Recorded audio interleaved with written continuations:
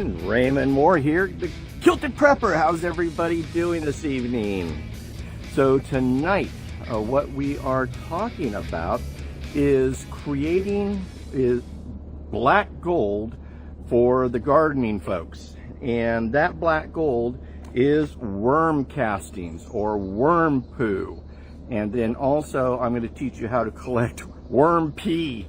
And all this stuff is actually very, very great for your garden. But this stuff is like gold. And because a lot of times you use fertilizers and stuff, like for example, I got some of this fertilizer right here. I think I showed this to you before.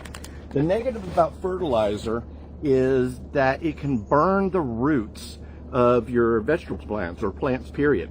So, but most fertilizers will actually burn your roots up or burn your plants and really, just muck them up really bad if you use too much. And that's the problem with a lot of people. A lot of people are like, okay, if just a little bit works, then maybe I can do a whole bunch and it will just make my plants super grow. And the thing is it doesn't. What it does is actually burns the roots of your plants and actually kills your plants. Or what it'll do is help it produce so many leaves and make it grow tall instead of actually producing fruit or tomatoes or whatever vegetable you're growing. And so it becomes very counterproductive. So I even though I like fertilizers, I really don't use it too often because of it growing, causing the roots to burn and, getting excessive plant growth versus fruit growth or vegetable growth. And that's what you're looking for. And this is why I'm wanting to show about worm castings or worm poo or worm pee. And this stuff is great because this is something that's in the earth naturally. And if you have worms in your garden, it will help fertilize naturally the plants and everything, because they have a very high amount of nitrogen, decent amount of nitrogen in the compost or the worm poo. And nitrogen is what your plants need to grow. Now again, if you use fertilizer with a high nitrogen content or phosphorus content or something, it will just explode. But for some reason, when God created worms and did all that, it did a great job, and it doesn't burn the roots because it's something natural that's within the earth already. So, example, this is some worm castings, a bag of worm castings. You pick this up at Lowe's for about $6.95. And great thing, you can pour this whole bag onto veggies and everything. It will not burn the roots, will not damage the flower, the vegetables or the whatever you're trying to grow, and it will do great. Whereas if you would pour a whole bag of fertilizer into your garden and everything, very good chance that what you do is overproduce leaves or cause plants to go really tall without even producing any fruit or anything like that, or kill the plant. And so by using earthworm castings or earthworm poo, then you're putting back into the earth what basically God created worms to do. And that's to poo and everything in the ground. And then worms also help break up the ground and keep the ground aerated, that's the word. But here is some worm castings. Now, as you can see, it's basically dirt and everything, but this is dirt that has a lot of worm poo in it or worm pee, and kind of has a little bit of a manure smell to it, because I got some of it on my nose, but has a little bit of a manure smell to it, more of an earthiness smell to it. You ever pick up some fresh dirt that's moist and everything, you smell it and it's got that earthy, manure-y sort of smell? This is what this tastes like. I mean, smells like. Not taste, smells.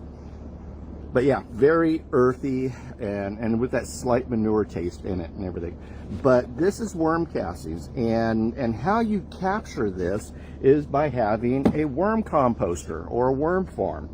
And what we're going to do tonight is actually teach you guys how to create a very economic worm farm. And so what you're going to need, as you can see here, are two buckets. I have a lid on this one and I don't have a lid on this one. So this is just an empty bucket.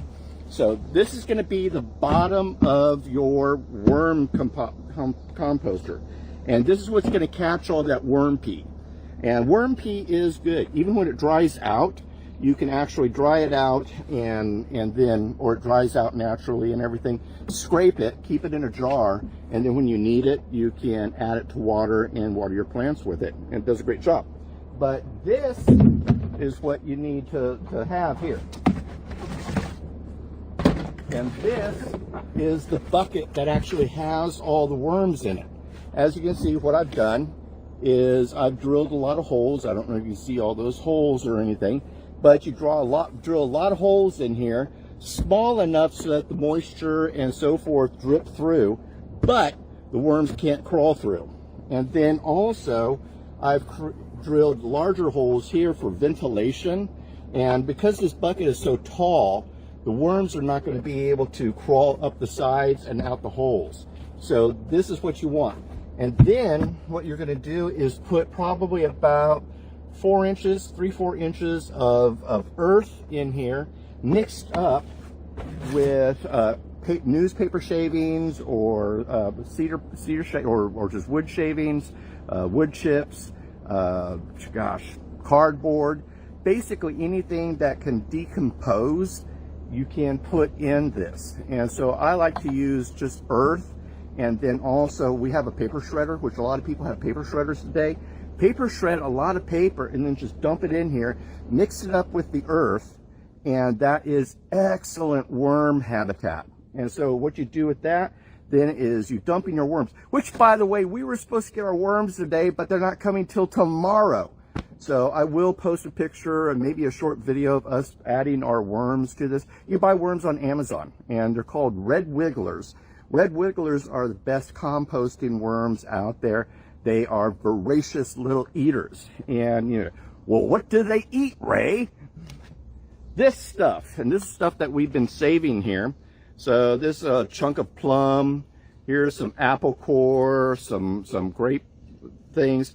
But they love coffee. They love coffee. So you can basically, anything that like old bread, potato skins when you peel potatoes and everything like that. The only thing that you cannot feed worms is processed food, oily food, greasy food, or anything like that. So it cannot be processed. So for example, we were thinking about saving our pizza crusts, but come to find out you can't, you know, they won't eat pizza crust because it's greasy. So pizza crust was out of the question. But old, you know, bread, don't throw it out, give it to the worms. They just love old bread. And again, what you would do is once you have your environment for the worms, you just pour this in, kind of stir it up a little bit on top, and then they just go to town. And depending on how many worms you've got coming to you, or how many worms you have in your bucket, we're going to have, what, about 1,200 worms delivered to us, and they were something like, gosh, $35, $40 for 1,200 worms, which is a lot of worms, actually. 100 worms is about half a pound, maybe. So we're getting a decent amount of worms, and they will be just voracious little eaters. And so what they will do to this is basically turn this into dirt and just chew it up and, you know, poo it out. And then that's what then becomes this. And so this is earthworm castings. And then what you do is to get your worms to you want to take some of this out and use it. And how, but you, I'm getting a little bit ahead of myself here. To get this out of your bin, you put a bunch of food on one side, all the worms travel over to one side, and then you scoop out the dirt and everything and add it to it. Now what you're going to do with this is you can either use it straight in your garden, or, I don't have my watering can out here, you pour this in your watering can, kind of stir it up, let it sit for a little bit and everything, and that's called compost tea or worm tea. And it is a great supplement for your plants. And so you water the top of your plants, you know, with this compost mixture with the water, and it is just incredible. Makes your plants grow like crazy. They love it and things. Or again, you can just add this straight to the dirt, and what you can do is, you know, put some of this around the base of your plants, and then when you water, it will water into your plants. But it really doesn't take much. Plants love worm castings, worm poo, and it's an amazing thing. It's God's fertilizer, and again, it doesn't burn your plants or anything. Again, you can just add this straight to around your plants if you want, or when you're actually planting, say, these new veggies or new things, put a bunch of this at the bottom of the hole so that the plants have some good food to actually automatically access and things. But worm castings is a great thing. So, but then that's how you capture the worm casting. Add food to one end, give it about 24 hours. All the worms are going to be over here. And then you dig out what you want, add some more dirt, add some more newspaper clippings or shredded up newspaper, so forth, and to this side, and then start, mixing it up and everything. And then that way you can start getting more of this wonderful worm castings or worm dirt or worm poo and use it in your garden. You will be surprised how effective this stuff is and how your plants will just take off. So for example, I planted these maybe about a week and a half ago, these zucchini. Not very long. What did it say? Yeah, it wasn't last Sunday, but the Sunday prior. So I planted these, but I added a lot of worm casting to these, and these zucchinis are just popping up like crazy. My radishes are already popping up. I planted those, probably about, 2 weeks ago as well. All this is just going crazy because I've been adding a lot of worm castings to the soil. Now, again, if you don't have worm castings, you don't want to set this puppy up or anything like that, what you can do is you can just go out and buy it and get it from, Lowe's, Home Depot, or whatever. Hey, Benji, how you doing? And then just, watch it help your plants and stuff. But this is how you create, I need to finish how to create your worm farm. So, we have our part that's got drilled holes and everything. We then take this, our bottom, and you want to add a couple bricks. And the reason is because if you would just sit this in here the way it is, it would be flat up against it. But by putting bricks in there, it's going to elevate this. So one, the worms have some airflow and everything, but if you just put them in there without the bricks, so for example, without the bricks, see how low it sits here? What's going to happen is as the worms go to the bathroom and pee and everything, you're going to get some liquid down there. But what's going to happen is if you get too much liquid, it will then soak back up into the worm farm area. And you don't want to do that because that'll actually kill the worms. So by adding a couple bricks, this will then elevate the bucket and allow the worm pee and everything to go through the holes there and sit in there, and then also give proper ventilation to the worm farm.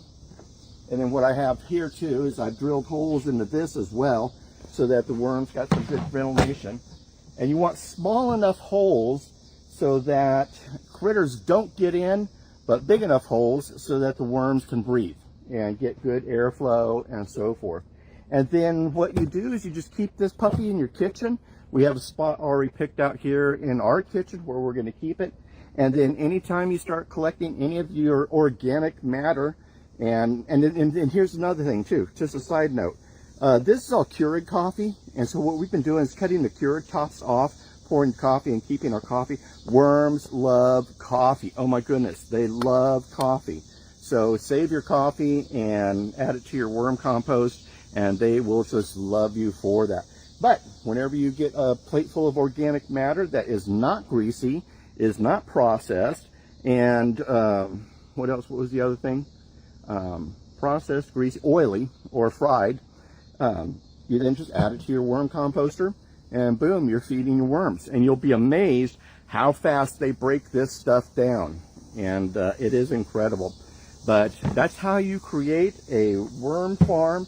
They are a lot of fun. If you have kids, These make a great pet. If you don't want a dog or a cat or anything, your kids can help take care of the worm farm, and it's a great little thing for them to do, and great science experiment and other things like that. So that's it for this evening, folks. And wear kilts. So wear kilts, have fun, become family.